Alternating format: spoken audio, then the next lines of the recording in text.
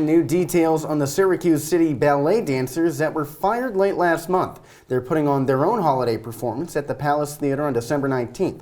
As our Nicole Aponte reports, the dancers have been complaining about a toxic work environment for months.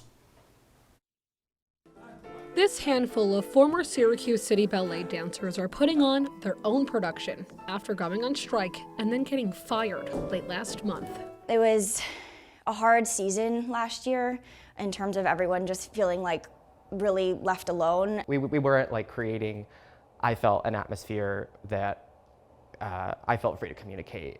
Dancers say problems started when Caroline Sheridan, the artistic director, was hired over a year ago.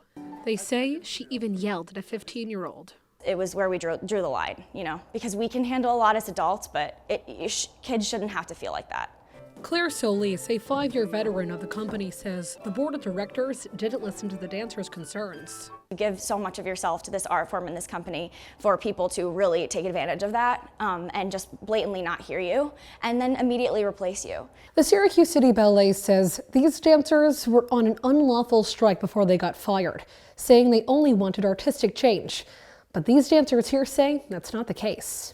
When you band together unanimously as 8 dancers in a company, begging for not a hostile work environment, begging for safe working conditions, I don't see how that can be unlawful. Was it always your plan to fire these dancers?